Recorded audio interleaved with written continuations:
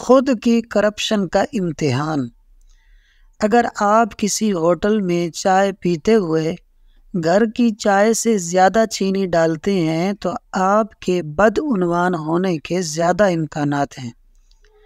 اگر آپ public wash room میں گھر کی نسبت زیادہ ٹیشو پیپر استعمال کرتے ہیں تو آپ کے اندر ایک چور چھپا بیٹھا ہے۔ اگر آپ کو کوئی موقع مل گیا تو آپ ضرور چوری کریں گے۔ اگر آپ اپنی پلیٹ میں بھوک سے زیادہ کھانا محض اس لیے ڈالتے ہیں کہ اس کا بل کسی دوسرے کی جیب سے جا رہا ہے تو آپ فطرتاً لالچی ہیں۔ اگر آپ قطار کو توڑ کر آگے جانے کی کوشش کرتے ہیں تو اگر آپ کو کوئی طاقتور عہدہ دیا جائے تو اس بات کا پورا امکان ہے کہ آپ اپنی حیثیت کا ناجائز فائدہ اٹھائیں گے۔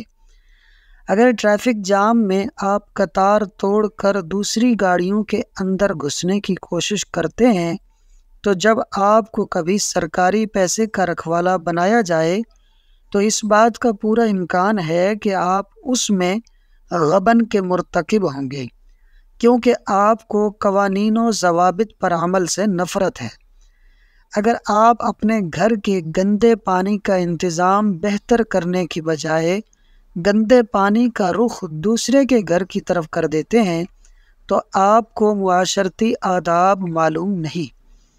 اگر آپ گھر اور آفس کے فالتو لائٹس بند کرنے کے عادی نہیں ہیں تو موقع ملنے پر آپ ملکی اور قومی وسائل کو ضائع کرنے کا ارتکاب کریں گے۔ اگر آپ کمپیوٹر پر اور موبائل پر گیمز کھیلتے ہیں تو آپ کاہل اور سست انسان ہیں اور آپ اپنے زندگی کو فضولیات میں ضائع کر دیں گے۔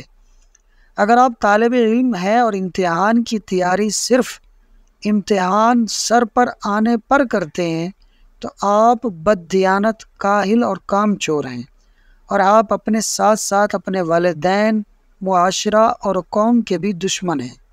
اگر آپ حیران ہیں کہ اس پوسٹ کو زیر بحث لانے کی کیا ضرورت ہے تو آپ بددیانت ہیں۔ آپ اپنے فائدے کی غرض سے بڑی آسانی سے معاشرے میں خرابیاں پیدا کریں گے۔ آئیے جہاں بھی ہمیں موقع ملے ہم ہجوم بننے کے بجائے باکردار انسان بننے کی کوشش کریں۔ یہ زندگی عطیہ ہے اور دنیا میں اچھے کام کرنے کے لیے ہے، اس میں خیانت ہرگز نہ کریں۔ ویڈیو پسند آئی ہو تو لائک اور شیئر کر دیں، اور مزید ایسی معلوماتی ویڈیوز کو دیکھنے کے لیے فاز سنو اردو سٹوری چینل کو ضرور سبسکرائب کر لیں۔ شکریہ۔